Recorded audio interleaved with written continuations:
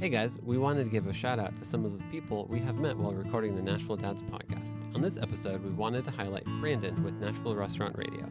If you're interested in the Nashville food scene, this is the podcast for you. Brandon has some of the most influential people in the Nashville restaurant community on his show. So check it out. Follow them on Instagram at Nashville Restaurant Radio. Welcome to another episode of the Nashville Dads.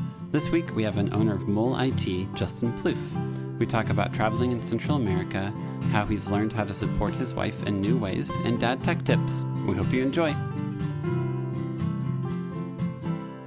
Justin, thank you for coming on. We appreciate you. And that's a great name, by the way. Should I change my name to Justin for this podcast episode? I think you should. Three Justins. Three Justins. The three Justins. That could be a cool podcast name. Could it the be? three Justins. No, I know. And you could only have Justin guest on. Yeah. Oh, on a very unrelated note, did you hear about what's going on in Kyle, Texas right now? No. There's an open invitation, I think for this weekend, they're inviting all Kyles. Really? Yeah, they're trying to break the Guinness Book of World Records for the largest gathering of a single name in the history of the world. Josh is who has it right now. I'm pretty sure there was a big Josh gathering a while ago, and then they voted on the best Josh, and it was like whoever the youngest kid was there named Josh, and they like raised him up on their shoulders and stuff. The best Josh. Where is Josh at? I don't know. You don't know? I would assume near the Joshua tree, so I'm assuming West Coast. But okay. I feel like I remember seeing that a couple of years ago. Like all the Joshes are meeting up in one space. Yeah, they're doing that this Interesting. weekend too with Kyles. Heck All the yeah. Kyles. If you know any Kyles, tell them to get down there immediately. You got to. If you're a Kyle, how will anyone know unless you're in Kyle, Texas? Yeah, I'm in no way associated with it all, but this Yeah. is a And this is a beacon. Unfortunately, this podcast will be aired Probably released after. in like July. So if you're a Kyle and you listen to this, Sorry. you missed out on your Kyle. Whoops, And my if, bad. and if you're walking Dude, around being like, you're where all are all good. the other Kyles? Yeah, You were in Kyle. That would be awesome if we just should take that out and just let that Kyle go down there. Just let him go. Just be like, hey, Kyle, this weekend, right now, Kyle, are you hearing? Are you listening to me? yeah. Go on down, Kyle. Tell him to come on the podcast afterwards too, and let you know how it was being the only Dude, how Kyle was and all it? of Kyle. Yeah, the Kyle of Kyle. That's true. Yeah. Yeah, that'd be good. Well, Justin, how many kids do you have? I know we kind of went over this before, but I have one baby boy. awesome. And what is his name? His name is Arthur, Arthur. but we call him Party Artie for short. Party? Nice. He loves to party. Does he love to party? He loves the party. He's a very social creature. Awesome. And are you planning on having any more? Man, you're just jumping right to the punch. I'm a straight shooter. I feel like whenever you have someone who has a kid who's less than a year old, and you're like, when you're going to have your second one, it's like someone in the middle of a marathon. You're like, so when are you doing your next one? And you're like, I haven't even finished this marathon yet. Like, what is wrong with you? It is a question that I always think of. Is it I'm because you're asking yourself? Yes, kind of. I'm asking Justin, who is also. Oh, sorry. Yes. So this is a different Justin. You're a Justin, but this is a different Justin. He's not a projection of yourself. So, Justin, how many kids do you have? I have one. When are you having another? I kid? don't know. I want to have another one actually, but it's a hard thing to come across and be like, okay, we have everything in line, which I know we're never going to. Yeah, you're like, how high is my confidence level right now? Yeah, it's like when you start to do all the research about the right way to do things, they're like, you've got to space out kids by what is it, 2 years, I think? Yeah. So that the mother's body can fully recover from all the trauma that it goes through in that experience. The hormones can reset themselves, all that good stuff. Yeah, but then you see, like, as you're walking around in public, you start to see all these families with kids that are, like, a year apart, and you're like, oh, my goodness, how did they do that? Yeah. Like, how did she go through pregnancy while, like, raising this kid with what little energy she had to begin with and what little sleep? She's a champ. Yeah. When I worked at a dentist office, you'd have like full families there, and I would start to do the math of be like, okay, they're 2 years apart. Oh my God. Okay. So from age 20 to 30, you were pregnant, like, or nursing a kid for like 10 years. You spent like a decade of your life being pregnant or nursing a child. When I went to Belmont, it was always funny to watch people date because I'd be like, you're hoping to become a pastor and you're looking for your pastor wife. I think that's what you're doing. I'm watching how you're asking girls questions. You're looking for your pastor wife. That's what you're doing right now. People got a motive, you know? They do have a motive. Where'd you go to college at? I went to Texas State University. Oh, okay. Oh, cool. Are you familiar with it? Nope. No, but still, Texas. I like Texas. I lived in Austin for a little while, so Okay. Yeah. My university was about 30 minutes south of Austin. So as soon as I turned 21, I was in Austin every single I weekend. bet. That makes sense. I bet. And how old are you? I am 37. Okay, so Okay. you're You're around our age. Yeah. Yep. Yeah. Yeah, Austin has totally changed since I went there in 2007. But man, even back then, it was amazing just seeing everything and being like, "All right, this is really weird." Well, didn't you literally move from like northern Kentucky to Austin, Texas? It was Lexington. Okay, sorry. So it was between my 4th and 5th year, because it was a landscape architecture was 5 year. I went there for an internship, and I knew nobody when I moved down there. So yeah, it was To go from horse a country crazy- yeah. to like college town with a really good rock scene. It's Yeah. a very different vibe. It was definitely different. And I remember a homeless dude in a bikini. I can't remember what his name was. You sure he was homeless, though? Oh, I'm pretty sure. When we would drive around Austin, we liked to play this game. Around that same time period, are they homeless or are they hippie? Oh, yeah. There's not a lot of difference. Yeah.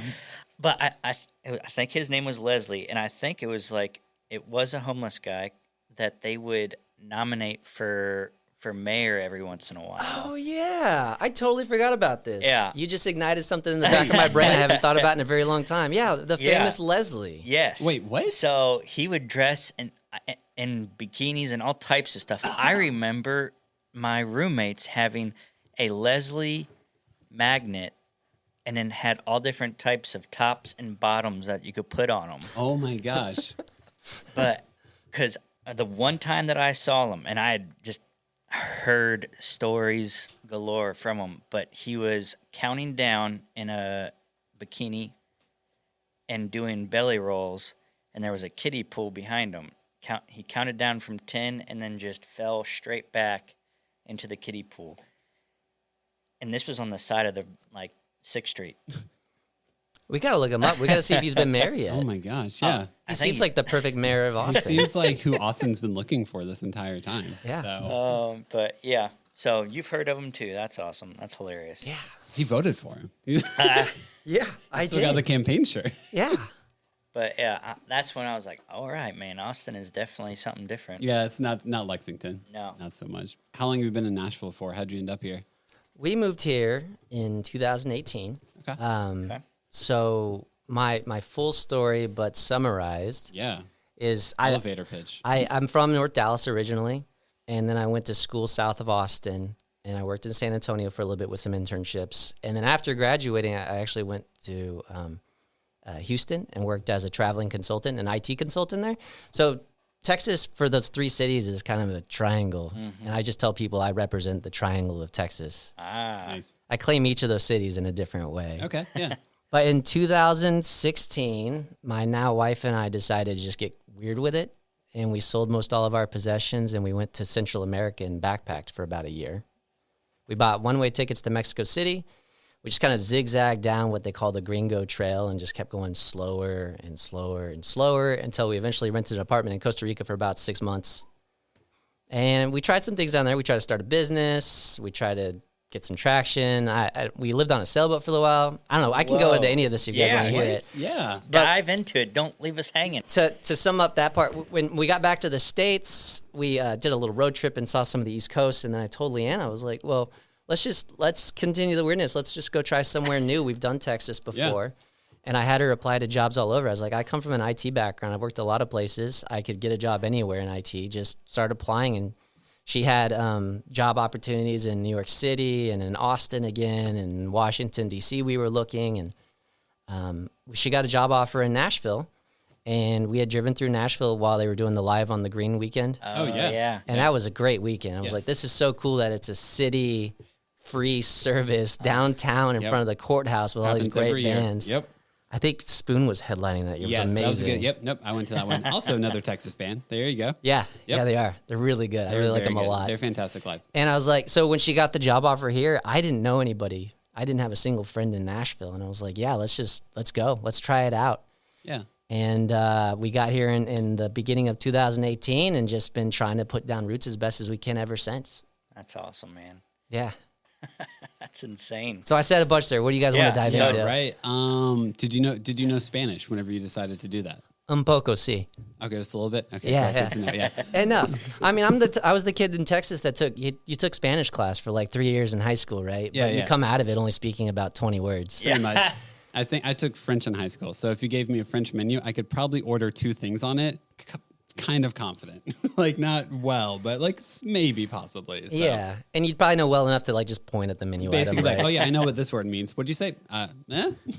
Yeah, so we could get by. But the thing is, like, when you travel outside the United States, have you guys traveled very much outside the U.S.? A little bit. I've been to Mexico and then Vancouver, but that's it. I've been to the Philippines and London. Okay. So Well, London especially. I was about to say, when you go yeah. outside the United States, London. pretty much everybody speaks English pretty much. decently well, thanks to how widespread movies and TV shows are. Yeah. Amen. No, I'm trying. So we didn't have to speak a ton of Spanish. Like we took private lessons in Guatemala for 5 weeks, where we stayed with a local family and Oh, was that supposed is to be cool. really in the culture. Yeah. And coming out of that, we did speak a lot better, but What city? it was Quetzaltenango on the western highlands of Okay. Guatemala. So Guatemala. So when we got back from the trip, we were ready for people to ask you like, what is your favorite location? Of course. And so we broke it down into a couple different categories. And I would say the western part of Guatemala, the highlands, was like culturally our favorite part by far. Yeah. It was just crazy. Like driving from Houston, we were closer to the western highlands of Guatemala than we were to New York City. Like it was a 20-hour drive if you were to What? hop on a highway and go. Yeah. And yet we were in some like remote Mayan villages that were so off the grid that they weren't even on Google satellite view. Like you couldn't zoom Yeah. in even close enough to even see the remnants of any kind of footpath in these villages. So I heard that there also is a I don't even know if it's a different dialect or a different language altogether. I don't know what part of Guatemala, but in some part of Guatemala there is, I guess, a second language or Yeah, there's a lot of languages. that no one really knows of or It's just like knows native too much or like about. almost Yeah, it was indigenous to the area. Yeah. Yeah. It's like right now. Well, when we were down there, I think it was 7 years ago now. There were about 30 Mayan languages other than Spanish. Right? Spanish is not a Mayan language. Yeah, Spanish no. just came over to conquer the area. Yeah. And what was neat about the Western Highlands is that the only other Westerners that we met were all people down there from universities, all with PhDs and master's degrees, doing advanced studies of the languages. They were actually trying to capture them. Yeah. Oh, wow. Like they're dying off right now. Yeah. Both Man. between not being spoken, but also, I don't know how dark you guys want to get on this podcast. People but do it. They've had a lot of genocide down there. Yeah, just a bit. Yeah, it's not the best topic. Like we became aware of it and we started looking around. We realized that there were no men over the age of 20 Yeah. because they were all taken out. They're all taken out. Yep. Yeah, and like when I was in class in the city in Guatemala, in Quetzaltenango, not in Yeah. like the little Mayan village, but the actual city. It was great because we had all these one-on-one conversations with my private teacher. Her name was Claudia. She was amazing. We laughed so much every single day. But at one point, what is it? She asked me like in Spanish, like what hobbies do you have? And I was like, oh, I really like genealogy. I like to study my family. And I was like, what is your history? Like, are you Spanish? Are you Mayan? She's like, no, we don't talk about that around here. I was like, what do you mean? Why not? She's like, both answers are wrong. Like, they're both bad. She's like, either you're on the Spanish side and you were like the conquistadors that came over and conquered and did a lot of destruction, or you're on the Mayan side that was kind of wiped out for the last 30 years. Yeah. She's like, so we just don't talk about that. And I was like, oh my God, I'm treading on some weird territory. Yeah. That's Hey, but that's interesting to know. Like I've never asked any of the guys that work for me that question. That is, now you know not to, apparently. yeah, Yeah, just tread lightly, I'd say. yeah. I feel that way sometimes if I meet someone new and like they have like a specific like physical feature. I'm like, oh, what's your heritage? Like, are you like from this area? Blah, blah, blah. And I'm like, that to me seems like a casual question. So my first day that I was at Peachtree, there like a whole bunch of Guatemalans working for us, and there was this one guy that had really light skin and red hair. And I thought he was American, just like an Irish. So I went up and started talking to him, and he just started spelling off Spanish. I was like, oh, okay. He does not look Hispanic at all. Yeah. It's his It's just Spanish heritage. Yeah. Oh, okay. Yeah. Yeah, like straight up. I can see like it olive now. skinned almost like. Yes. Okay. But definitely looks nothing Hispanic. Yeah. So something else. So when me and my wife went to Mexico for our honeymoon, we had a tour guide take us to one of the Mayan ruins. I don't remember which one, but he said that a lot of the Mayan people also had very short and stocky necks and upper bodies. He could be completely BSing me. I don't know, but he was just like, you can pick out which ones. Or from like Mayan descent. Yeah. Fascinating. Where'd you go in Mexico? Was it Cancun? It was south of Cancun, like Playa del Carmen. Yeah. And did you go to like a triangle Mayan ruin, or did you go to like some really white-looking, almost Disney World type It was beachside ruins? No, it had the triangle, and like you had to, like it was basically hidden in the jungle. You walk through this small corridor, and then it comes out to the Mayan ruins, and then like it had housing, I guess, that ruins and stuff like that. So Probably Chichen Itza. Like that sounds familiar. Yeah, that's one of the really popular ones down there. Okay. That's a really pretty one. Yeah, it was. It was really pretty. It was very fascinating to see just how they lived back then, and like, wow, this is what, thousands of years, hundreds of years. How'd you end up choosing Central America? Did you just go like, all right, let's go to Central America, let's do this? That is a good question. How did we choose Central America? Because not a lot of people, I haven't met a lot of people who travel to Central America. So when my wife and I first met, I had actually just gotten back from backpacking 2 months through South America, starting in Colombia and going down to Bolivia. Oh, man. And so when I got back, my friends at the time in Houston were like, hey, we met this girl. You should meet her too. And they brought us both to, I play a lot of ice hockey, and they brought us to our ice hockey bar in Houston. And I was sitting there, and when she arrived, like the whole table got up and scrambled and moved, and then they sat her next to me. And they're like, here, you two talk. Yeah. This is not obvious. Yeah, this is not matchmaking at all, is Not it? at all. So- we don't have any money riding on this conversation. They're not all leaning in, listening to every single word. Nope. We connected about, she actually went to Ecuador earlier that year, and I was like, I didn't meet hardly any Americans while I was down there. Yeah. And I'd been back for like a month or two at that point. I never met anybody that even thought about going to South America. So the fact that she had said she'd been there before, I was like, awesome. And so when we were in 2016 looking to just switch it up a lot, I think we liked the idea of Latin America. And Gringo Trail, I don't know if you guys are familiar with it, really starts at the Texas border and zigzags down in a very direct way along like the western side of all those countries. And it goes all the way down to Patagonia. Like there's an order of cities to go in. Yeah. So we were partially thinking, we're like, let's just start at the top and see how far we make it down and just see what happens blindly. We didn't plan that far ahead in the trip. We just wanted to see what happened. Man, that's brave. It's also the joys of not having a kid yet. Yeah. Just like, hey, we like each other still. Let's just see if we like each other if we backpack in other countries. We'll test our relationship, you know? Yeah. We can go through this. We can probably survive a kid. That sounds so free, though. I wish I would have made that jump at some point, especially before having a kid, of just saying, yeah, let's do it. Taking some risk. Yeah. Yeah. You're right. I feel like we told ourselves like we should do this now before we do something like start a family. And it's like you think you know what that means, but you don't really know what that means. Until You're you're in the repeating situation. words that someone told you. Yeah, like you think you feel that feeling, but you don't. No. Like we constantly joke about the fact now, like we just went to Sarasota this last weekend, and we packed more stuff for that trip to Sarasota than we did for our entire year of backpacking. Yeah, correct. And it was only like 3 days. Yeah, it's because you're problem solving. Like, okay, we're in our 30s. Like, what if I forget my deodorant? I just go buy some other ones. If you forget the pacifiers for your kid, it's like, okay, they didn't have it at this Target. Now I'm going to this Walmart. This one, you would literally like, you have the chain of events Have to and like think of everything. because if you have the wrong brand of pacifier from what they are used to, they won't use it to go to sleep. And you're like, oh, why did we ever give them a pacifier in the first place? Why did we think this was a good idea? So yeah, little different problem solving, little different packing lists. I do feel like with that packing list, so much of it goes around like making sure they can sleep properly. Yes. Almost all of it does. Because then that means you get to sleep a little bit more. It's a guaranteed break. That's why you do it. There's so many contingency plans just in case they can't sleep. Like, okay, we got to block the light. We Pretty got to much, block yeah. the sound. We got to get other rooms. Like, there's Make so sure much there's to do with it. airflow, but not too much airflow. Yeah, make sure the temperature's within this 3-degree range. Yes. Yep. Okay, Oh we're my gonna stay at gosh. my friend's house on this night. Do they have a room that is dark enough for my kid to sleep in there? Yeah. Or is the kid gonna sleep in our bed the entire night? Which one is it? Because the kid has to sleep somehow, and so do I. He's gotta sleep in a different room these days. We learned that pretty early on. Really?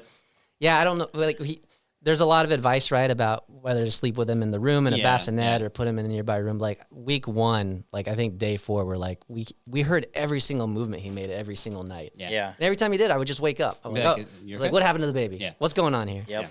And so we put him one room over, and we're in Creve Hall. We're just in a simple little ranch home. Yeah, I have a ranch. Yeah. Yeah. And so he's just one wall over, and we hear less sounds. We Yes. can still hear the major ones, Yep. but he's over there, and he's happy, and we're happy, and there's full nights of sleep now.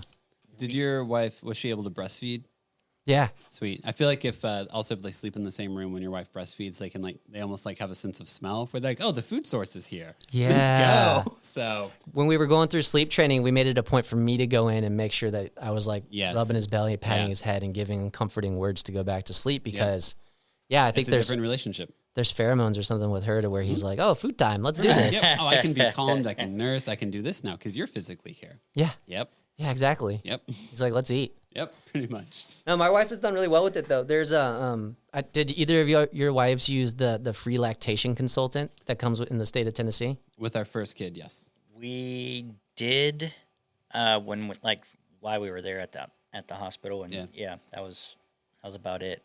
My wife ended up not breastfeeding. She had just complications with Ada had a tongue tie and all types of other issues, so she did not.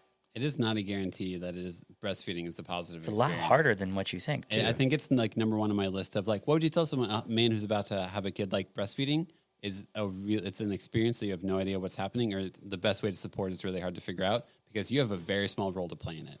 You give your wife snacks and say, how's it going today? And that's it. And you just listen. That's basically what you do. Do I need to take the kid away or bring it closer? Which one is it? Is this a positive experience for you? I don't know what to do here. Yeah, I felt really worthless during that time period. Yeah. I considered myself a professional ice water fetcher. Yep. There you go. You really are, though. Yeah, what else can you do in that moment other than like, are bring you snacks and comfortable? You got water. enough? Pretty much. See, for us, we alternated every day. Did you? Yeah. So I would put her to bed that night, and then if she needed a bottle or cried or anything like that, I'd wake up and I would give her the bottle. And then Haley would do the next day. Would Haley pump? Because was she exclusively pumping, or is that with formula? She didn't pump. She just did all formula. Cool. Gotcha. Yeah. Which is one of the benefits of formula. Is you can actually help out a little bit more. Yep. And then it was also it was pretty scary for a minute there of the formula shortage. Oh yeah, that's right. We had to get some from Kentucky, from East Tennessee, all over the place. My parents and her parents were looking for it. So, but luckily we were able to sustain. Yep. Has it gotten better since then? I have no idea. I haven't heard about it, so I'm assuming yes, it's gotten better. Yeah, I think that's a good assumption. But hopefully it has. Yeah, we've been very fortunate. Between the consultant, we also had a tongue tie, like you were saying, Justin. Okay. I didn't even know that was a thing. Yeah. But Did she have a heart-shaped tongue, or did you guys find out just another way of her not being able to latch correctly? It was the lactation consultant coming by saying that he's just getting so exhausted and he's not getting enough food and he's wearing stuff off because he can't properly latch. And so she talked to us a little bit about the options, like you can either cut it or laser it. Yeah. And so Leanna just started diving into research with that. Ultimately got it snipped at Vanderbilt Children's. And it's been excellent ever since. She said it was like almost an immediate latch from that point forward. Yeah. But the doctor was telling us, I told her a little bit about my upbringing. I had to go to speech therapy when I was in kindergarten and first grade. And in Spanish, I can't roll my R's. And she's like, oh yeah. She's like, you have a tongue tie too. Like he got that genetically from you. Fascinating. Yeah. But I guess it just wasn't a thing when we were growing up. Like, No. I guess Probably not. yeah, there was in the Vanderbilt Children's waiting room, there was a sign up on the wall, or a newspaper article, better yet, that talked about like the rise of these operations in the 90s. Yeah. So I was like, dang it, just barely missed it. Yeah. Yeah. We found out through the lactation consultant as well, because she had a heart-shaped end of her tongue. Yeah. And the consultant said, yeah, that's usually a sign of a tongue tie. And then like she looked around more and she was like, yeah. She gave us the option again of laser or cut, and I think we just went with cut. And Ada was back in like 20 minutes, 30 minutes or something like that. It was really quick. I'm gonna ask this question. In fact, we haven't asked the guests this yet. Did you do circumcision for your son or not? We did, yeah. Okay. That's an interesting thing to research also. We did a lot of our initial research with a book called Expecting Better. Have you guys heard of this? No, I haven't. I can't remember the author's name, but she is excellent. Like I think she's a statistician or a dietitian by like her career. Yeah. Okay. And so what she did is when she was becoming a mother, she started doing all this research, and she found out how bad research is out there, like how much just mix of information there is. So she does a great job of referring to all the classics, like What to Expect When You're Expecting, the Mayo Clinic Guide, and then she references a whole lot of like actual, I can't think of the word right now, but real research. Yeah. Real clinically backed research. I don't know if I'm using the right word here. It's been a long day. We're not medical professionals, which is hopefully sounds obvious. good to me. Yeah. But she does an excellent job, and she does a great job of listing it all out there and then summarizing really what you should take away from it. So you can actually understand it. Yeah, Yeah, exactly. It really helped out the pregnancy process a lot with the Expecting Better book, because like Leanna felt more comfortable drinking a cup of coffee every day. Yeah. Because in the book, it points out like you're probably fine unless you drink over like 3 or 4 cups a day. Yeah, if you do a cup and then a small cup in the afternoon, you're probably going to be fine. Exactly, yeah. And there were a lot of great points in that. I want to say they had a subject on circumcision as well, and they said the decision ultimately comes down to you parents because it's pretty neutral either direction of terms of benefits. So yeah, we just decided to go with the flow and didn't really think about that one too much at all. Yep.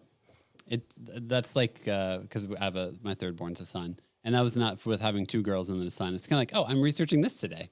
All right. The things you learn about whenever you're a parent, you're just like, okay, cool. I have a really weird Google search now. Here we go. Yeah. It's weird. You become experts in all these little things that you didn't think you'd have to make decisions and no for. one asks you about. Like, so you're like, but you're like, then there's the one moment where someone's like, oh, what about tongue ties? Like, oh, I got a whole story for you. Hold on. Just wait a second. Yeah. We ended up hiring a doula too, and that was super helpful. Yes. I would suggest to anyone, if you're going to have a kid, hire a doula. Okay, what is a doula? A doula is the person who's in the room with you. It's like a birthing coach is basically the best way to describe it. Okay. So the reason why I say that is because whenever we had our first kid, she was 10 days early. Heather's water broke is how the birthing process started. So normally you go through contractions and then your water breaks whenever it's almost go time and stuff. We started with water breaking, and then she was in labor for 26 hours.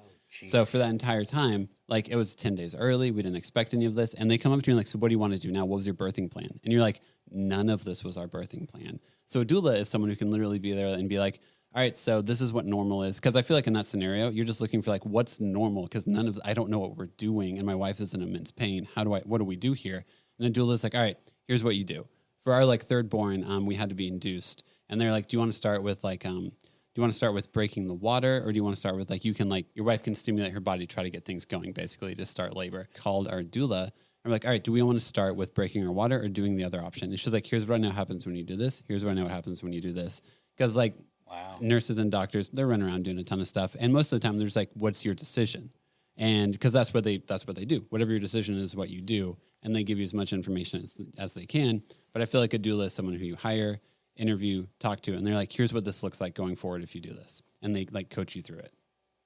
I am glad we had a C-section, because I don't know if I would have been able to do that without a doula.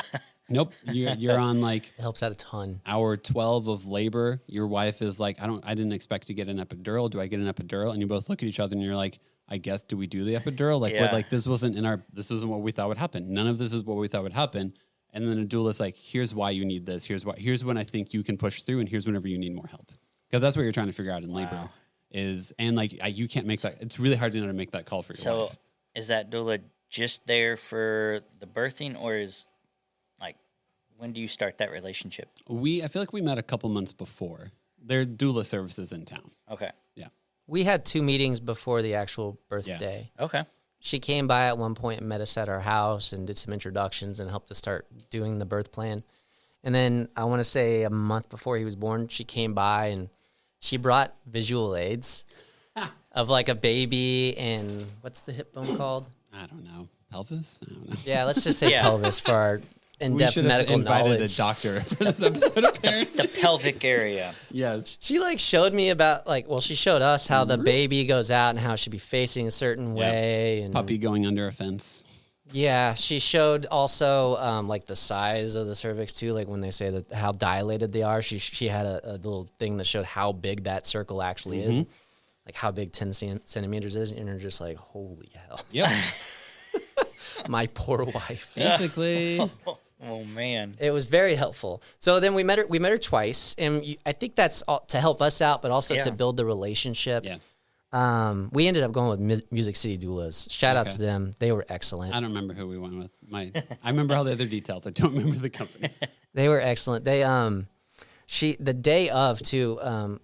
Well, to go back a step, a lot of people ask us like, "Oh, you're getting a doula, so you're doing a natural birth?" Yeah. And we're like, no, we're doing epidural, we're doing hospital, we're doing everything. Yeah. We just want the additional support with somebody on our side. Since we've never done this before, we want a professional in the room with us, making sure things are going. Who does this every day? so a and knows doula how is to not advocate for you. a hippie that They have some hippiness to them. I guess the best way to put it is like they are your birthing advocate, and they know what normal is in those situations. gotcha. Because you don't. Yeah, touche. When we got to the hospital too, Leanna was really far along. Like things were going really fast. Yeah. So we were for the epidural, and so when we got finally in the delivery room, they started the epidural order immediately. But this was July of 2022, and there were still supply chain issues going Oh, on. no. And so they said they were darting to all the other buildings in the area trying to find one of the components for the epidural. So it took them, I think, like an hour or something. Oh, jeez. And Leanna almost missed the window of opportunity. So Yeah. she was in a lot of pain. Yeah. She was hurting. She was hating this. She was also incredibly scared she was going to miss that window. Yeah, because there's the window. Yeah. And so when she got lucky and she did get in the window, she did get the epidural, God. and things slowed down a lot. Like even though she was far along, it was, I think, another 3 hours at that point until Arthur arrived. And so it was nice for me. I kind of got to sit back on the couch. I had my laptop. I was doing a little work that day. And our doula was doing a great job of checking on her, like, are you okay? Here, let's move you around to this position. Let's like kind of move your legs like this to get your body flowing. Once you got to the hospital, that doula was there with you the entire time. Yes. Cool. Okay. And she was actually at the hospital when we arrived too, because she had just wrapped another like 8 hours really? with another client. Oh man, so she they did have back some to back. crazy also- hours, and I guess At least for us, we had a backup doula also. Yeah, so in our first 2 meetings with her, she brought her second with her because she was like, let's say I'm in another birthing situation. I want you to be comfortable with this person because we have to have a contingency plan. What if the one night she's out of town, she's like out of town on a Saturday night, that's the night your water breaks, that's it. okay. Yeah. But if you do a C-section, I guess you could hire a doula for it, but like you've gone through the C-section process. It's very different. That is way different than anything that you guys have described. Yeah. It was literally Yes. she went back. I had to get in scrubs. Yeah. And I was in a hallway waiting for probably about 30 minutes, and they called me in, and all I could see was like her upper body and her head, and then I just hung out there until I like saw Ada up in the air, and it was just crazy. Yep. Yeah. I Crazy do think, beautiful. Sorry, this is another interesting thing just to think about. And like, from what I know, in female culture, the difference between if you had a natural or C-section birth is a massive deal. We're just here like, I'm just excited to meet my kid. Yep. And that's really lucky that this is the type of conversation we have. It's just like, oh, this was a C-section. This was my experience. It was really cool to hold my kid. I feel like every female I've ever talked to is like, yeah, here's the shame I felt because I had to do an epidural. Here's the shame I felt because I had to do a C-section. Here's how it didn't go the way I thought it would. So that sucks. for Shame is an women. interesting word in there. Yeah. But I feel like shame is the correct word to use from what just having conversations with people. Yeah, I feel like a lot of women do feel shame, and I don't think they should. No, I don't think so either. No, that's really sad that Yeah. you have come across people that feel that way, because there's different decisions for different situations. and Absolutely. Oh yeah. the goal at the end of the day is for the mom to survive and the baby And to the survive, yep. and Yep. that the family can grow together. So however you get there, like, Yeah. If you get to meet your kid and everyone's healthy and good, that's awesome. yeah. Yeah. The epidural was night and day, though. Yes. Yes, it is. Leanna was in so much pain, and she couldn't talk, and she Mm-hmm. was basically just in tears the whole time. It was getting worse and worse. And then when the epidural came, within 20 seconds, she was cracking jokes. Yeah. Really? And she was So breathing it's easy. just like that. It was amazing. It went from like a stressful moment, like it could happen any second now, to like, so how's it going, guys? Yeah. What's going on here? Anyway, enough birth talk. We haven't asked you about your company yet. You have a ridiculous name for your company. My business name is Mull-It. Yeah. Yeah. But Mull-It. Mull-It, Mull-It. yeah. It was fun creating the business name. Yeah, you got to tell us about that. So when I was starting the business, I didn't want to make the mistake that I see so many other IT companies make. They seem to do one of two things. They either name it after themselves, like Smith IT or Smith Technology Solutions, or something just super boring and generic, like Network Integrator Professionals. It sounds like a mafia front. Like, we're going to launder money through this company. What is it? The IT group. Exactly. There's no imagination to it all. No. There's nothing standing you out from the pack. It's just boring business name, boring business. Here we are in a boring meeting. Yep. So I tried to take those two things, and I remember I use Microsoft OneNote to organize my entire life, and I just listed so many potential business names. Every single hobby I could think of that I do, like hockey and rock climbing and traveling and Latin America stuff and famous birds and everything. And I started playing around with puns. We love, in our family, we just love bad puns and running with them. Nice. And when I came across Mull-It, the slogan popped in my head instantly. I was like, oh my God, your business in the front, our IT solutions in the back? Yes. That is genius. That's it. And I put it in front of about 20 peers. And I'm like, what do you guys think about this? And 19 people said it was the best thing they've ever heard. And one person said I'm an idiot. And I was like, I like my odds, and I also like the polarization. Yes. Oh my gosh. That's brilliant, man. What all do you do as an IT company? We're almost like a outsourced IT provider, an IT department in a box. Okay. So my little spiel is that as a company grows, so do their computer issues and their computer concerns. Mm-hmm. And so instead of a small business going out to hire somebody full time to do their security, their backups, their help desk support and troubleshooting, they can hire us for a monthly subscription, and we'll take all that burden off their shoulders so they can continue growing their business. Nice. How many employees do you have? Right now, it's myself and one other, Okay. Nice. but we're growing. Yeah. I just wrapped up. Are you guys familiar with the Entrepreneur Organization, or the EO? No. No, I'm not. You guys should talk about this with all your business guests. Okay. It's so good. It's an international organization, and the branch that they have here in Nashville is the second largest in the entire world after Tokyo. Oh, okay. Wow. Last time I think I heard, I want to say they're over 300 members now. Definitely over 250, but maybe over 300. It's like the who's who of small businesses of Nashville. Like, Okay. you can look at the list of names and you can be like, holy cow, I recognize all these places. I know there's like an entrepreneurship center downtown. Are they like connected with that at all? Loosely. Okay, cool. So they have a room inside the Entrepreneur Center, and a lot of the events and trainings that we do are at the Entrepreneur Center. Okay, I want cool. to say that they invest in it. They partner gotcha. with it in a way. But the Entrepreneur Center is more for startups. Okay. People really just getting a little bit of traction out there. People just getting started since they're a startup. Yeah. But people beyond that, people trying to raise money. Okay. What the Entrepreneur Center ends up being is connecting you with investors so that you can scale some idea that you have. Cool. So me as a local business servicing other local businesses, like mostly providing a service, I'm not raising money, so the Entrepreneur Center is not necessarily for me. Gotcha. I connect a lot better with the Entrepreneur Organization because it's real local companies doing real local things, and it's just... Well, it's also probably established businesses where you might be more of help to them. Mm-hmm. So I learned pretty early on with the Entrepreneur Center. I joined up in 2018 almost instantly when I started the business, and they do these member lunches monthly. And the first one I walked into, I was like, oh, yeah, sweet. I'm going to go in here. I'm going to work the room. I'm going to get some business from all these other small businesses. This is going to be so great. And I realized that everybody in that room was too like small, and it didn't have any momentum or even any income to where they were not a potential client. And it just completely relaxed the entire situation. I think the next time I showed up in like a Hawaiian shirt and shorts, and it was more so it became a community for me about talking about, how it sucks to be an entrepreneur sometimes. Yeah. the reality of being one. Yeah. Yeah. And that pivoted into the Entrepreneur Organization, which is, there's a lot of entrepreneur training involved through this class called Catalyst that I just wrapped up, but it's also like a support group. Yeah. Yeah, that I makes was going to sense. say that's what it sounds like. Just a a large support group. Yeah. We have, I participate in something now called Form, which is a monthly meeting. There's 7 of us in the Form group, and we have 2 moderators. And we all bring up, we give like an update on our business each month, which helps keep us accountable for our goals. But then we go around and we bring up something called a rock, where it's a problem that we're going through that month that we need everybody's advice on. And then everybody goes through one at a time and doesn't directly give advice. They follow something called the Gestalt method, where they talk about a similar experience that they went through and how they overcame it. And it's a support group, like you said. Like everybody's together, and it's amazing. I do feel like the tech community is very communal. So that's pretty sweet. Yeah.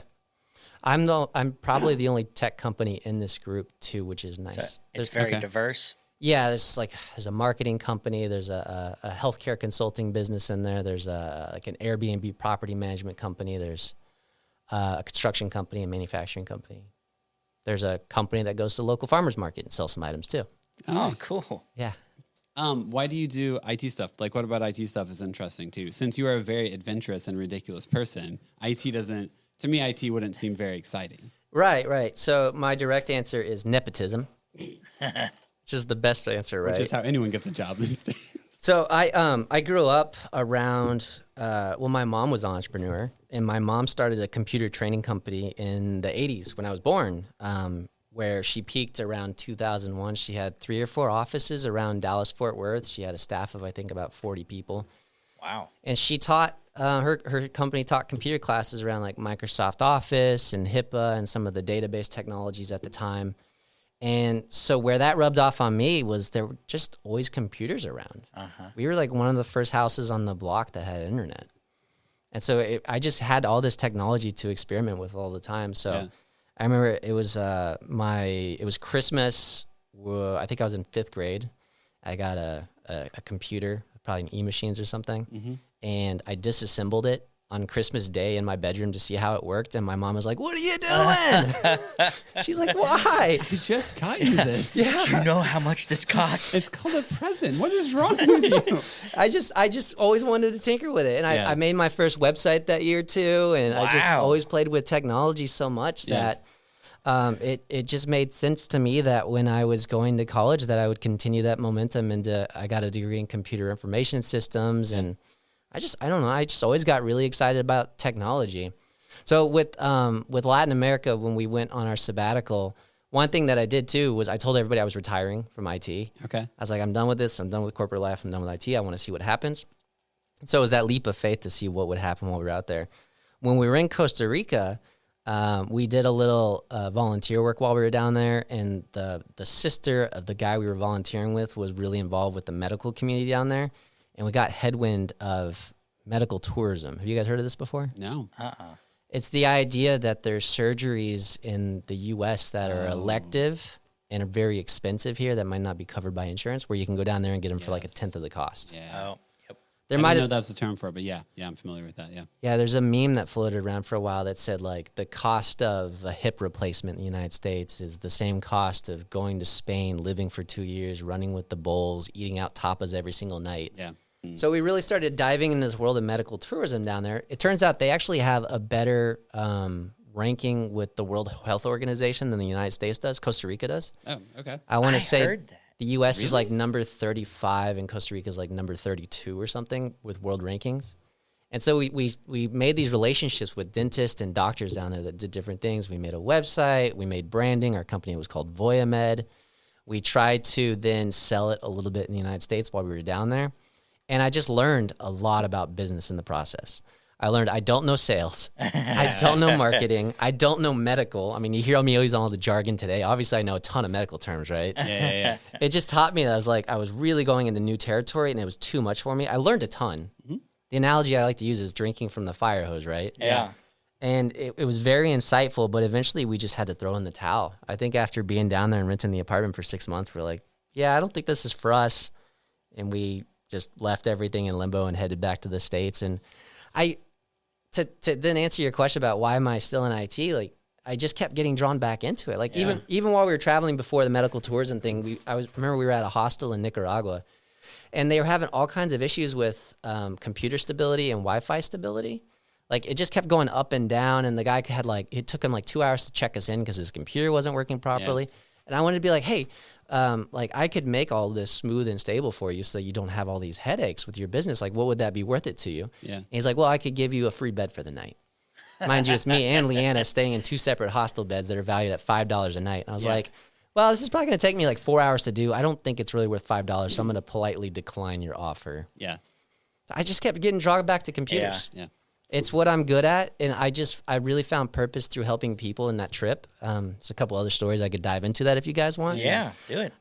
So 1 month into the trip, we were kind of on the southwest side of Mexico in this awesome cabin right along the beach. It was an Airbnb for like $15 a night. We had this little like restaurant down at the bottom of the hill. It was basically our private chef, even though it was like a public restaurant. Mm-hmm. But this woman like cooked us fresh seafood she caught in the bay every single day. It was freaking awesome. That's pretty cool. We were living the dream, right? Yeah. You're like, Justin, how could you possibly be sad in this whole experience? It sounds amazing. Yeah. Well, I started to get really emotionally unstable during the trip. I think I didn't feel like I was doing anything. Like after a month of travel, I felt like 100% consumer.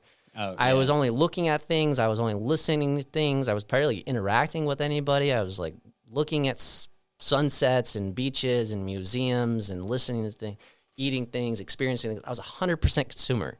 Yeah. And it just started to take a toll on me. So when we were on this beach one day, there was like a fishing boat that came up and they're like, hey, can you help us push ourselves up onto shore? And it just only took like 10 seconds. Yeah. And I just ran over there, I helped them push it up. And I came back to Leanne. I was like, I helped somebody today. I feel surprisingly good. I want to lean into this a little bit. Yeah. And I just kept getting more examples along the trip that like, I really find purpose through the little things in everybody's life that makes their lives easier. I just love helping people. Yeah. And I found that I'm just really dang good at helping people with their computers. Mm-hmm. And so I took those two things and I just ran with it in making the business of where I'm at with Mull-It right now. Yeah. And you're still running with it. Yeah. That's cool. When I got to Nashville too, and I started the business and I started going out there shaking hands and kissing babies, I found that there was this gap, right? So there's already lots of IT companies in Nashville that are doing good things. The problem is they've got these large staffs, right? They have certain margins they need to hit to where they don't want to support businesses that are less than usually 20 employees because it's just not worth it for them, right? And so what do these companies do? They call up a nephew that one time built a gaming computer. Yeah. And he doesn't understand business technology. He doesn't understand how all this stuff connects. And so he does them a real disservice by installing a computer that's running World of Warcraft servers on it. They're like, why is my server so slow? I was like, well, because you're running a World of Warcraft instance on here right now. I'm sorry. Yeah. So I've tried to fill that void where I take my degree and my professional experience through my IT consulting and my understanding of how these business systems link together. And now I fill this void of these small businesses that just don't know where to turn to otherwise. Yeah. So I shouldn't call Geek Squad? Maybe. But there's a definite gap there, though, of entrepreneurs who are like, so much of being an entrepreneur is like, well, it works now, and you just keep running with it. And you don't care about, like, is this the best way to do it? You're like, I don't know. It's an answer to a problem, and it hasn't bit me yet. So I'm going to keep doing it. That's one thing, because like when I was talking about Voidman, like I'm not a sales guy by any chance. I just like to fix problems, and I'm good with computers, right? Mm-hmm. And so I got out there and I started helping small businesses in Nashville, like directly addressing the problem. They're like, hey, I have this problem. I need you to fix it. I'd be like, yeah, okay, I can do that for you. But the more I kept seeing is like the more disasters that could potentially happen, right? Like the tornado that came through a couple years ago where companies were offline for like weeks with the power outages as it continued and they just weren't making any money in that time period. Yeah. Or like the occasional ransomware that hits the city that takes a whole business's like the point of sale system on it. And now they just lost 2 years worth of client history because the ransomware just took over their entire server. Like I keep running into all these like situations that are really bad for business owners. Yeah. And I now am aware of these things. So this balance that I'm trying to walk as I go into some of these conversations with IT business owners is like, yes, I know you see this immediate problem in front of you, but I've also seen the landscape a lot ahead of you right now too. Yeah. And I want to prevent all of these things from happening to you as well. Mm-hmm. And it's hard. It's a hard conversation for me to have because I don't want to scare them off, but I also want to educate them at the same time. Yeah. Since you just said you don't like marketing and you don't feel like you're good at sales, how do you get new business? Do you just do word of mouth? Yeah, word of mouth stuff. Yeah. That's the best way, man. The way that I initially got started was I went to every single chamber of commerce meeting I possibly go to. I think my routine was every Monday morning I would like load up my event calendar for the city, and I would see every single business-related event to go to, and I would just show up to all of them and say hello to everybody. Yeah. And what I eventually found was I started networking with some of the larger IT company business owners, and I was like, hey, if you don't know where to turn those people to, don't send them to Geek Squad, because that's a bunch of high school students that don't know what they're doing. Let me help them out. Give me a chance. And they said, okay, Justin. And they just started feeding me business. Sweet. For the first couple of years. And I don't hear as much from them anymore these days, but it's nice because my momentum is naturally going. Yeah. Through being involved with things like the Entrepreneur Center and creating a new network and going to as many events as I can with more like a social aspect where people just are aware of what I do and the problems that I solve. Yeah. It's really helped me grow more naturally. Developing relationships, man. Nashville is such a big little city too. Like we are all connected in different ways. Yeah. Like when I added you on LinkedIn, we had like 4 familiar contacts. And we're like, oh yeah, we know these people. That's awesome. Awesome, man. Yeah, small world. Since you are a small business owner, how do you deal with like, do you want to like grow and scale your business in any way? Yeah, I do want to do that. Yeah. Do you want to have more than like one employee? Like how big, like you're a dad now, you've got your own company, you've been doing it for a while. How big do you want things to get? So the Catalyst program does a great job of helping you map out what your goals are. Oh, cool. They do a couple exercises. They help you draw out a business model to really understand how your business like functions like a machine. And then they have you do some like financial projections. You're generally 3 years out to see how you should grow and what increments with the momentum that you have. And then they also had a special guest speaker come in a couple times, Petra Coach. Are either of you familiar with that organization? I believe they're down out of Franklin. Okay. They're awesome. It's like every time they come in and speak, it's a workshop that helps you reflect on what your goals are. And for me, I mean, my goal is to help out people, right? Like I love making people's lives easier. And I've realized I can do that twofold, both through helping our clients with making themselves more productive and secure with their technology, but I can also do that with employees. Like I can make their life better. Like I can give them the opportunity to not just go work for somebody like Geek Squad, but actually like prove themselves with business technology out there that's cutting edge and not just getting pigeonholed in there. Yeah. So yeah, I want to help out as many businesses as possible. I want to help as many employees grow as possible. Cool. I think it'd be fun. I mean, it's just, it's almost like a goal or accomplishment to see what you can grow. It's kind of like having a child, you know? Yeah. Kind of is. So this Catalyst program, is it something that you have to pay for on a monthly basis, on a yearly basis? How do you get involved, and what kind of? So the EO Catalyst program is a one-time payment, I believe, of $3,000. Okay. And I stepped away from the mic there for a second. Sorry about that. Okay. Yeah. It was a one-time payment of $3,000, but it gave me, it was, I want to say it was 3 months of classes, 12 actual sit-down classes that reached 3 hours long, instructed by Michael Bircham. Are either of you familiar with him? He's like one of the expert entrepreneurs of the city. Like he's done so much for the city behind the scenes. Like if you start to dive into his name a little bit, like you'll see how influential he is around here. Cool. But he leads the class. He teaches like everything from the business model exercises like I talked to, customer journey mapping, does teach marketing and sales and operation stuff, HR stuff. Covers a lot of bases over 12 weeks. Yeah. And then after that, you enter into that forum concept that I mentioned earlier, where you're sitting around in the support group with the other entrepreneurs talking through your problems for the next 12 months. Yeah. So for $3,000, you get the 18 months of... Hey, that sounds totally worth it. And there's a ton of events, too. I'm actually going to an EO event tomorrow, which is a Harvard MBA for a day. They have somebody flying in, I believe that's associated with Harvard MBA, and he's giving 3 different case studies. The one that I'm signed up for is a Lego case study about how they avoided bankruptcy. What? It's some of the best speakers in town. This is really cool information. Interesting. Yeah. I've never heard of this program, and now I want to check more into it. I've tried to dive into as many business trainings, as many business books as I can. I can't speak highly enough about the Catalyst program. Cool. You seem like when you start to research something, you go pretty hard at researching it. I do, yeah. I do. I'm in front of a computer screen quite often. Yeah, that's fair. It makes it pretty easy. Whenever you did these classes, were they like at nighttime or were they during the day? During the day. Okay. Because one big emphasis of the EO and the Catalyst program is they're trying to get you away from your business, so you're working on the business instead of in the business, which a lot of people make the mistake of doing. Yeah, because I was just going to ask, like, did you do that at nighttime? Like, what? Like, because if you're doing that while your kid's in daycare or someone's taking care of your kid, it doesn't also take you away from your family too much. That's a whole different story. Like, I don't know how I would have started a business after having a kid. Like, the people that are entrepreneurs with children, I I applaud so much. Like, Yeah. there's so much energy to both of those things. Like, Yeah. not having a child and starting a business was nice because, like, I would work so much. Yeah. I would wake up and I would start working first thing in the morning, and then we would stop for dinner, and then we'd have dinner, and then I'd be like, well, I could go watch TV for a couple hours with you, Leanne, or I could continue working until it's time for bed. So I would just keep working all night long. Yeah. There was so much to learn that I feel like the first 2 or 3 years was just exhausting. I'm so glad that the business was in a more stable and like scalable state by the time that Arthur came to us. Yeah. Definitely.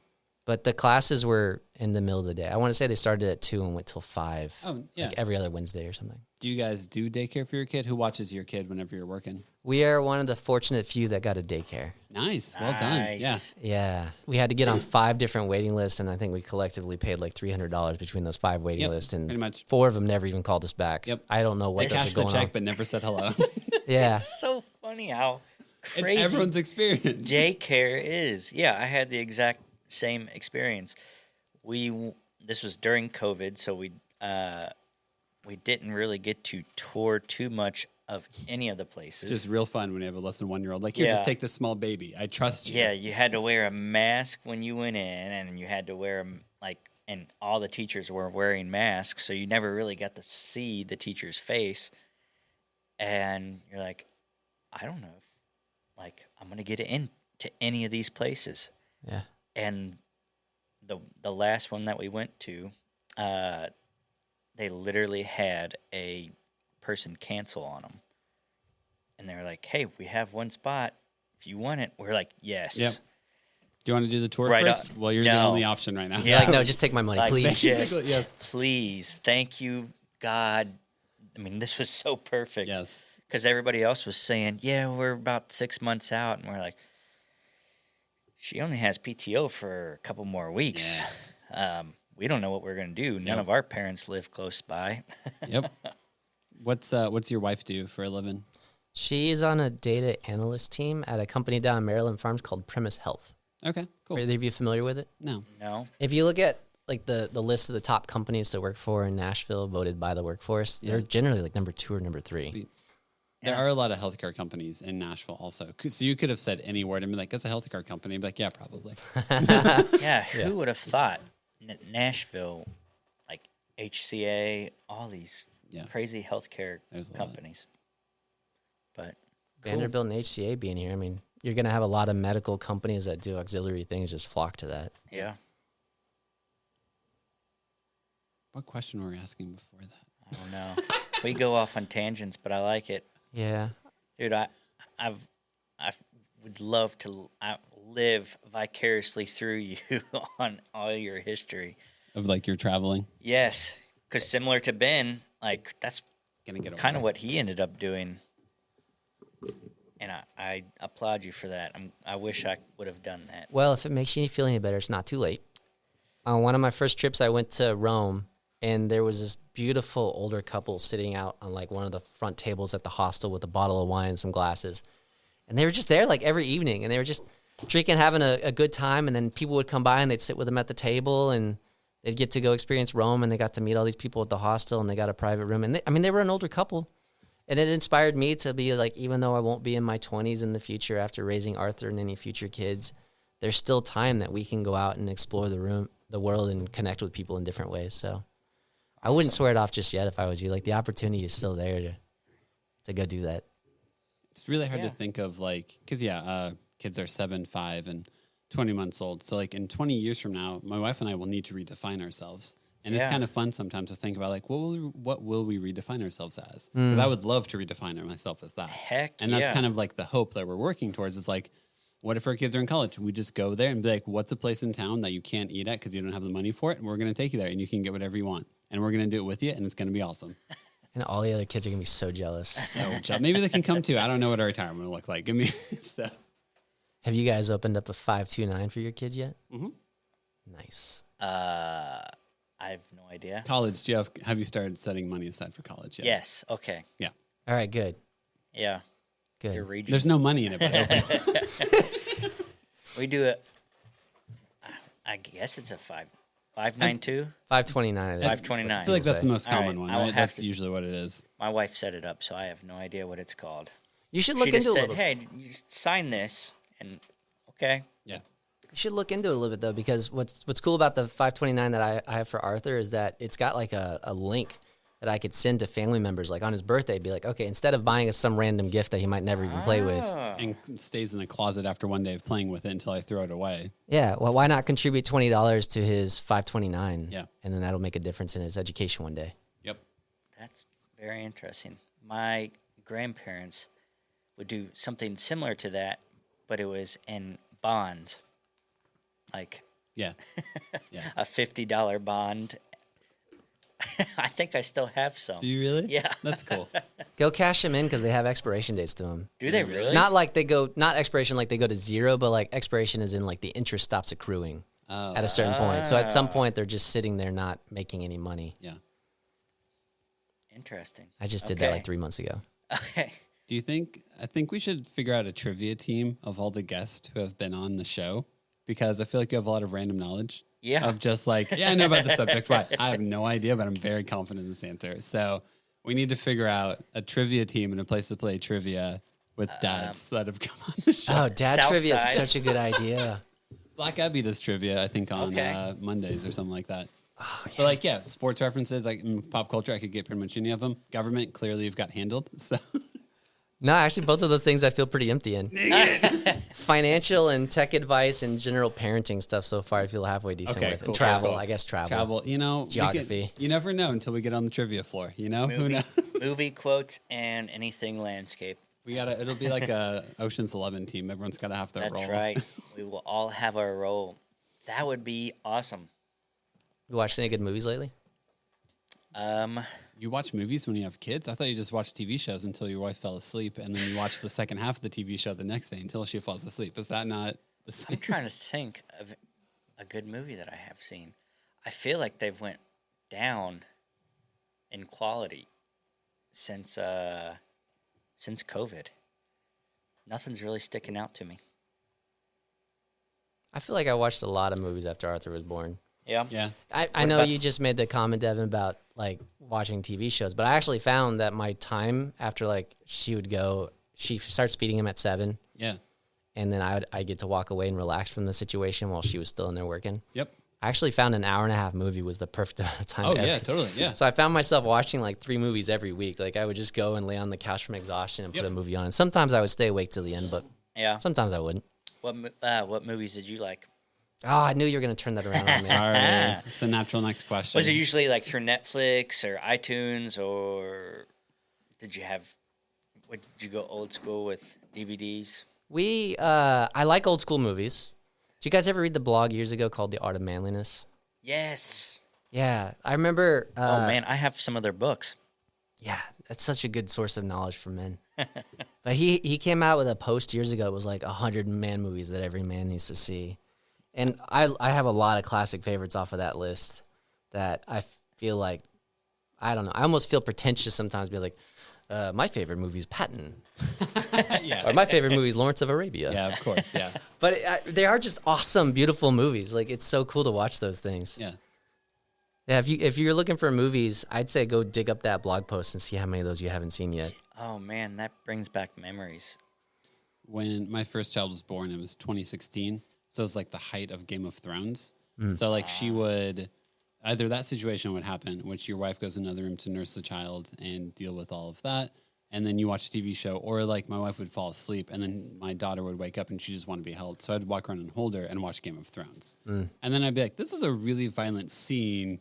This, all right, maybe I'll finish. I'll pick up this episode tomorrow because you're holding like a sweet sleeping newborn as someone's being beheaded on TV. So- and you're like, maybe I should not. So your girls would fall asleep with Yeah. Oh, Well, I man. would also put the volume on low and like just put closed captionings on. any time that Ada would see like a screen or something like that. Oh yeah, she'd Yeah. be wide awake. No, So I could not watch anything. No, I would figure out how to get a kid to fall asleep in a carrier, then play video games until they woke up. So Lucky you. Can I give a tech tip that I found out? Yeah. I didn't read anywhere that we just kind of stumbled on. yeah, Y'all guys, like, how do you watch TV? You got Roku or Apple TV? Apple or- TV. And then do you have like some kind of wireless earbuds? I don't. I mean, I've got the Bluetooth, like neck thing. Yeah, okay, so Yeah. Bluetooth wireless earbuds. So you can link those up with the TV.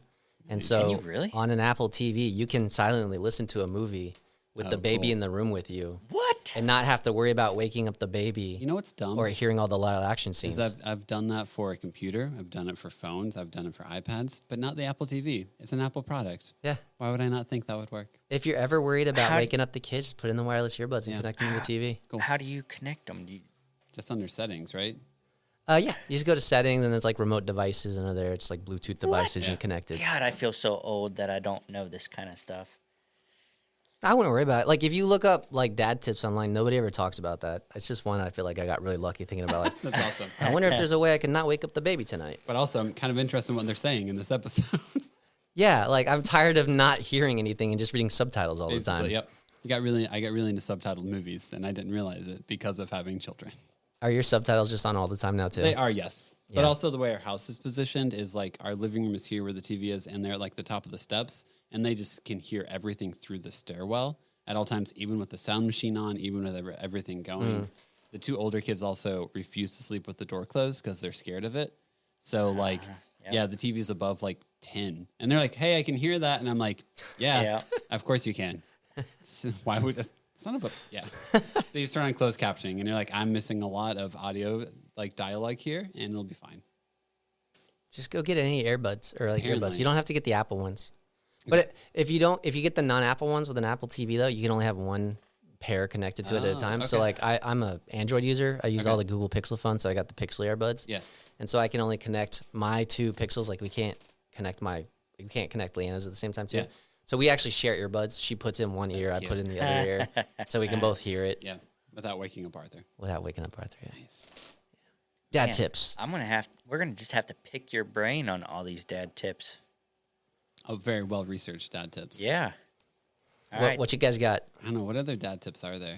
You guys No, are you tell more experienced us. dads than I am. I mean, Why am I giving you it tips? sounds like you got no more knowledge than we do. But first of all, this talk about the life hack has nothing really to do with your child and like raising them. It's just I want to watch my shows. How do Yeah. I get to watch my shows. Well- You're here for personal sanity, and we appreciate that. This is almost like a therapy session. I appreciate you guys having me here. Yep, that's what it Gladly. is for me. I think we've actually had most guests are like, one of my favorite things about doing this podcast is sitting down with other dads and being like, dude, we do a lot. Do you do a lot? I feel like I do a lot. And every dad's like, oh yeah, this is really nice to talk about. And it's like, yeah, it doesn't need to be much more than that. Just admit like, are you trying your best? Yeah, I am. Do you love your family? Yeah. Is Get on you. this really hard? Get Yeah. on you, man. That's if that's a resource to people and it's uplifting, awesome. Glad to be able to be a part of it. Could I see if you guys have a tip on something I'm struggling with right now? Yeah, do it. Bottles. Oh, Washing bottles. Do you have any tips yeah. on how to improve the bottle washing no, experience? it's a pain in the ass. Is it just you got to just push You through? got to do it. Do you Yeah. have a at-home sterilizer? Yeah, it looks Yeah. like an alien It spaceship. does look like Yes. an alien spaceship. Yes. We never use that. Well, maybe that's why your kid was sick constantly. Problem solved. Take that off. That might be why. Oh shit. When y'all's kids were first born, did you have like your parents helped out a lot? Did you have the same conversation a lot that I had when my parents came to visit, which is like, why are you taking all these extra precautions? I didn't have a sanitary machine, and you're fine. Like I felt like we had to have a lot of conversations like that. No, we did not. I did not. Yeah. Well, luckily, I haven't had that many conversations with my parents. Like, you didn't need this when you were a kid. I'm like, maybe I did, and you just didn't realize it. Like, we haven't had any of those moments. Bottle cleaning. I feel like if you're a man, you should clean all of the bottles, especially if your wife is breastfeeding and pumping. You should clean off the bottles. Your wife has already done a ton of work, and not just physical work. It has taken up her mental space the entire day. If you can think of stepping out of work meetings every 3 hours to go pump, whenever most people don't even understand why you're doing it, and dealing with that, and then figuring it, like my wife used to travel for work and pump and go through TSA with breast milk. So like, I haven't talked to a TSA agent to be like, no, it's breast milk. Why do you have breast milk? Because I have a child that I'm nursing at home. Oh, why is there an ice pack in here? So it's like, yes, there's an ice pack in there. So my child can have food whenever I get like to explain that in a calm tone multiple times. I'm like, nope, I'll clean all the bottles. I'll clean all the pump parts. You just dealt with so much bullshit just to get to this point. You shouldn't have to think about anything else in relation to this. I totally agree. Yeah, you feel so worthless during the breastfeeding process. I think that's such a great way to at least give back a little bit. A little bit. You can wash some stuff. You can take your time. Yeah. So yeah, no, it just takes a long time. That's and There's so many. And how elaborate the bottle is sometimes. It's like, okay, so you've got like the nipple on top, you've got this part, you've got that part, you've got the tube inside. Like I feel like some bottles have like 6 parts to them. And then you're like literally sitting there, and then there's like a part of it that you didn't take off because you didn't realize it was detachable because you thought you could break it, and then you have to clean that part also. Like there's always some extra thing where like, wait, I was supposed to be cleaning that this whole I thought I cleaned everything correctly. Yeah. It's so much. And then the pumping mechanisms too. Yep. All those different shapes and sizes, and your 2 brushes, your big brush and your little brush, and you're just like, there's got to be a more efficient way. But I don't think there is. Did you have to hand wash that stuff as well? I feel like I would just to guarantee it was clean. Gotcha. So, did either of your kids ever have thrush? Holly had, or my oldest had thrush one time, and then we cleaned everything a lot better after that. No. Do you know what thrush is? I don't know what that word means. It is a fungal infection of the mouth. So, like, if you Usually don't in clean stuff, Back of your of the throat. yeah. So, if you don't clean stuff very well, your baby can get thrush, which is a fungal infection of the mouth. Okay, wow. So I walked into this conversation just looking for a way to do it more efficiently. No. And now I'm more concerned. I'm here to scare you. But yeah, it was one of those where it's like, oh, I get it's one of those where, yeah, you think you're cleaning everything, you think you're doing something the right way, and then your baby's screaming a lot, and you take them to the doctor, they look inside their mouth, and they're like, oh, there's a white patch in the back of their mouth. They have thrush. Like, how do they get thrush? Are you sterilizing your bottles at night? Well, I'm hand washing them in really hot water and soap. Cool. Now you have to sterilize them in a sterilizing bag also to guarantee all the like bacteria is off. And you're like, sweet, I wanted more steps. That's what I was looking for from this conversation, more steps to my day. So does the sanitizing UFO thing, it prevents... I think it helps with that. I don't want to be on record for saying definitely, but yes, it does help with sterilizing and helping with all the bacteria being killed. So things like thrush don't happen. In your definite medical opinion. In my definite This medical is all opinion, opinion. with my music business degree, yes. Excellent. I'm going to quote you on that. This is Thank you. all opinion. Next medical Do journal. not sue Here us. we come. It's going to be my blog tomorrow. Thanks. You have a blog. Oh, No. man. Is it a live journal? No. It's a Zynga. I understand. That's fair. It's a GeoCities account. Nice. With your Juno email account. Yeah. Juno email. Oh my gosh. We're just going to... Dude, how long has that been? Was that like 98? 20? Like, Yeah, I think that was late 90s. Yeah. It's been a while. God. I would love to just go... I keep telling myself to do this. I want to go make an AOL email. yeah. They still have them. Yeah. How great would that be if you're at some function and someone's like, can I get your email address? You're like, yeah, it's justinskateboards@aol.com. But also it's skateboards. It's with 2 Z's. Yeah. So, And you put a bunch of X's on either side of it. because it's a straight edge email account. Yeah. Yeah, no, I don't have any bottle washing tips besides, yeah, you need to wash those bottles really well. It's a great way to help out your wife Dang it. and your child. Your advice is just deal with it. My advice is, hey, at one point in time, they won't take those bottles anymore.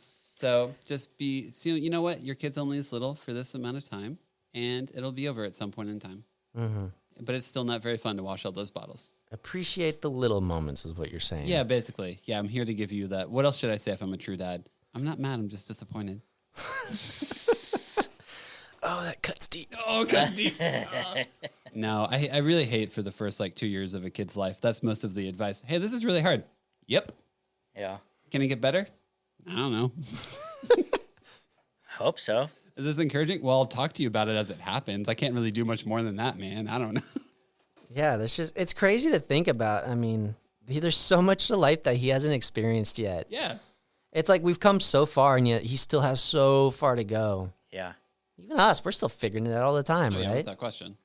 Can he crawl or walk yet?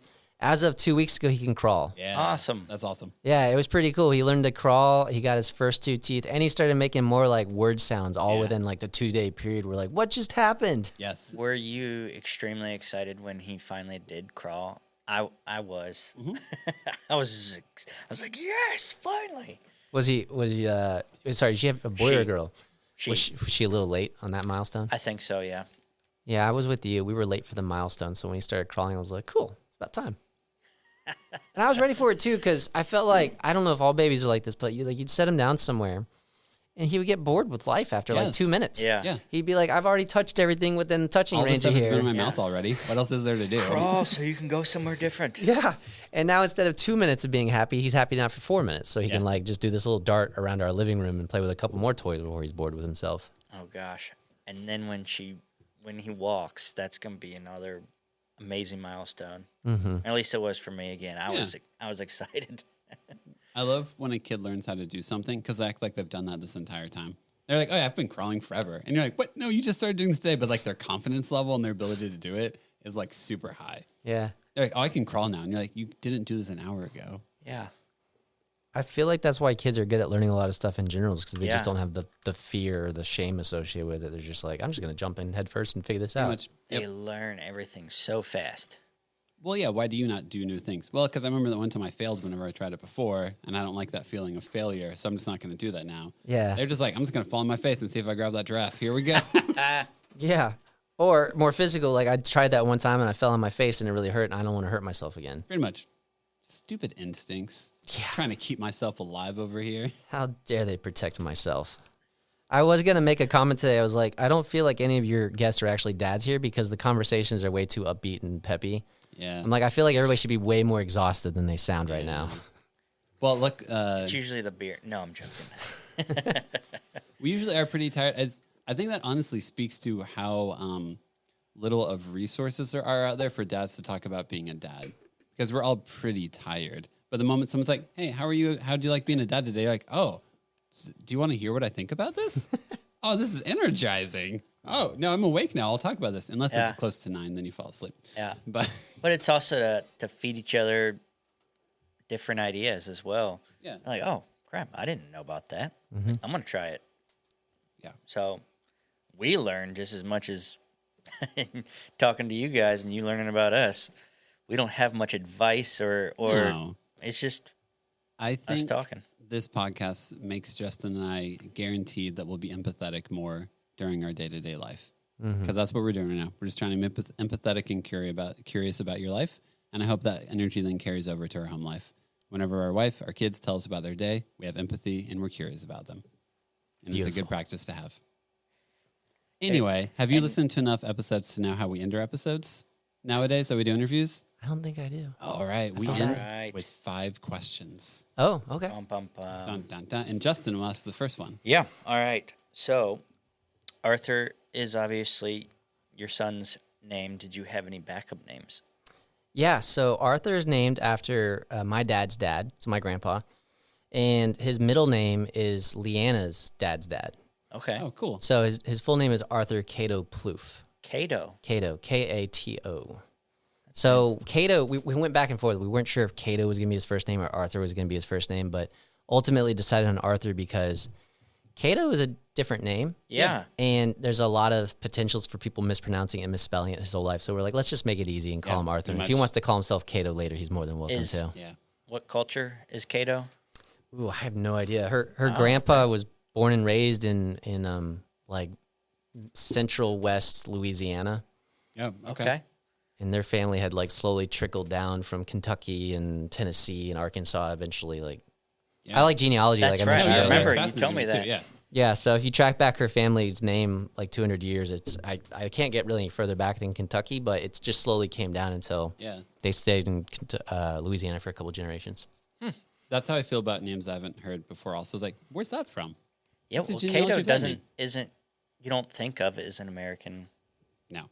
Yeah. Now, and you'd also think if you heard a baby now named Cato, you'd be like, oh, that's some modern trendy name that they picked out. Yeah. Not named after his great grandfather. Not Yeah. at all. No. Cool. Next question. Do you have a favorite TV dad? Ooh, I wish I knew that. What was it? I was just looking up like great movie dads the other Yeah, day. you can do a movie dad Yeah. also. I feel like there's some example on the tip of my tongue, but maybe I'll go with like Steve Martin in Father of the Bride. Yeah. Okay. I thought that was a great one because Yeah. he just seems like a dad that's so happy for his daughter's happiness and bends over backwards to make sure she's happy. And Yeah. That works. All right. Next question. Least favorite kid show or movie? One that you've probably or may not have. Yeah, if Arthur's only 9, he might not have one yet. No, we haven't really watched a lot of kid shows or movies. He's actually watched very little television at all. Nice. We rarely ever have it on when he's in the room. He was born right around the same time that the Buzz Lightyear movie came out. Okay. Oh. And I put that on with him in the room, so I tell everybody his first movie was the new Buzz Lightyear movie. All right. Nice. I don't think I could think of any bad kids films. Yeah. Enjoy that while it lasts. Yes. There was we had a And kudos to you, man. And if you can keep that up, that's awesome. yeah. I hope so. The screen for us, not so much like a phone or tablet, just turning on a show to have 10 minutes of Nothing. yeah. Yeah, I remember you guys ever get on Reddit? Everyone, I try to stay away. It can not. be a black hole sometimes. There was a great question on one of the parenting advice subreddits, like before he was born, that I was reading. I was like, what were things that you were judgmental of other parents with before you had your kid, and now you're very understanding of? And I think one of the top ones on the list was like, I told myself I would never put a tablet in front of my kid to make him calm down, and now I just do that all the time because really it's all that works. Yep. I've thought about actually changing one of our questions to that question in the last week or so. So we'll see. That one's been sticking with me lately. Changing it to what? Like, would you calm down a kid with an iPad? No. What's one thing that before you had a kid, you're like, I would never do this. Yeah, and that now is. you do it every day. So That really makes you I think. might replace I've actually, it's the universe is now speaking that I should replace the next question with that one. So normally we do, what's your favorite kid's toy? But we have a 9-month-old, so he doesn't really play with toys. So I'm going to steal the question you just asked. What's one thing that before you had a kid, you were like, I would never do this for a kid. And now you're like, oh, that makes sense to me. Cleaning bottles. Really, though? You watch people clean bottles and you're like, that's a lot of work. Why do you need to do all that? I just didn't know it was a thing. Like, It is I such just a thing. didn't even think that, oh, hey, he's using a bottle. You're going to have to clean them for 30 minutes every single Basically, night. yeah. Yeah. One thing I didn't think I was going to have to do would be, time management is so hard. Yeah. Very different. Daycare, without daycare, we would be so lost. Weekends are so impossible without family in town. Mm-hmm. It's like, because he naps every 3 hours, right? And hopefully he naps for at least an hour in those. And so If you you're get, lucky. in those 1 hours where he's napping, like, we should in theory be doing something productive, but we end up just hanging out on the phone or watching TV to relax during that time period. So I guess I never would have thought that weekends would have been so unproductive, but I guess so hard too, man. So hard because you have to have everything on a schedule almost. Or at least I do. I don't know. no, you totally do. And you have to have it pre-planned, otherwise you're going to talk yourself out of it in the situation. Yep. Yeah. Yeah. Can I answer what my favorite toy is, though? Yeah, you can. If you want. He's Kid's toy, yeah. My favorite kid's toy. He's got like a piano, like a little 5-key piano. Yeah. Oh, nice. And it's been fun because I just love laying on the floor with him while he's playing with his stuff. And I'm just like playing. I taught myself hot cross buns and Mary Had a Little Lamb. And All right. Last question. What moment of your kid's life are you most excited to be a part of? his first triple backflip. Nice answer. I've never heard that one before. I know you're joking. I'm but just still, joking. That would be a great answer. I really look forward to 2 moments. I'm not a hardcore gamer by any means, but I do like to dabble in video games, and I feel like I've got a decent collection of games. I just can't wait to sit down with him on Player 2 and play some video games with him on. Yeah. Like the Nintendo games are just so good to play with kids. I'm just so ready to play some Nintendo games with them. And 2, ice hockey. Like, my family got me into ice hockey, and then all of them were like, Deuce, we're not playing with you. And so I've been on my own in my family with ice hockey. Nobody else in my family plays. Seriously. Yeah, and I still play at least like once a week over at Centennial Sportsplex here. I would love to get some ice skates on him and a hockey stick and just pass around the puck with him at some point. I really look forward to that moment. That's really cool. Well, before we end the interview, do you want to like plug your business? Do you have like an Instagram handle? If people want to like learn more about you, find your business, how do we find out about you a little bit more? I've tried the social media thing a little bit. Yeah. You already said you aren't good at marketing, so. You can Google me. Okay. Mull-It Nashville, MULLIT Nashville.com. There's just a contact form on the website. Cool. Or my email address is justin@mull-it.com. Yeah. We have a Facebook and a LinkedIn page that I try to put a little bit out on. I want to say it's Mull-It Nashville is the handle for at least one of those 2 things. Yeah. I try to post maybe something that's small business related that they should know about maybe once every month or 2. So there's something there. Hey, if you got a small business or you want to talk about Central America, you're the guy to talk to. Yeah. Or hockey. Or hockey. Or or wireless earbud tips. I'm you're sure here you for. have so many more South America stories. Central, sorry. You did Well, both, you right? actually, you did South for a little bit, right? Or you went almost to the South? So South America was a previous trip that I did by myself, and Central was see? with my wife. I mean, we were both right, and that's really the So there you lesson go. here. Whatever. But I forgot what I was saying now. it works. Damn it, you dude. Let me ask you a question. Yeah, let's do this. What continent do you think Central America belongs to? What continent? Yeah. It's North America, right? Is it its own continent? I have no idea. Oh. It was a general question while we were down there. Like, you look at it, like, Yeah. if you Google North America, like, it cuts off at Mexico, right? Yeah, yeah. And then you Google South America, and, like, cuts off at Colombia. But there's and a so you're whole like, middle section. yeah, what's this Guatemala to Panama? Like, where do you consider yourselves in the world? Like, obviously you connect a lot to Mexico, but Yeah. nobody acknowledges that you exist. Yeah. It's the middle child. Damn, that's a good question. It is a middle child. Middle child of the Americas. Also, another pro tip, if you go down there, don't call yourself an American, because they'll be like, we're all Americans. Oh, that's fair. Like, Yes, you literally are. all of South or Central and South America consider themselves Americans, right? Yeah. And you're like, well, what do I call myself? They're like, well, call yourself United Statesian. I'm like, well, you can't do that United because Statesian? the full name of Mexico is actually the United States of Mexico. Could you call yourself, I mean, you're from Texas, so I just assume you go, I'm a Texan. Yeah. I'm Actually, a Texan I here. leaned into that. Did you really? Yeah, man, when you travel internationally and you're from Texas, Yeah. it's so cool because there's probably like 3 spots internationally people recognize. They'd probably recognize like New York, Texas, and California, right? Yeah. So I got to be like, I'm from Texas. They're like, do you have a pickup truck? And I'm like, yeah, I do. Yeah. And they're like, do you have a gun? I'm like, yeah, I do. Just Are living you all your stereotypes. stereotyping me? Yeah, I am. Yeah, I am a Texan. Yeah, That's of course. crazy. Anyway, now we'll wrap up the episode.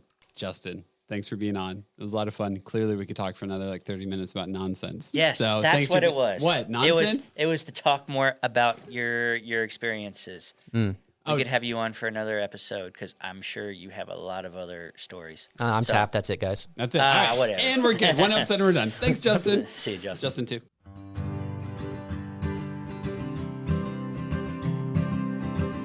Thanks again for listening. Make sure to follow us on Instagram at the Nashville Dads and to subscribe to us on Apple and Spotify podcast. We record at New Light Podcast Studio and episodes are produced by me, Devin.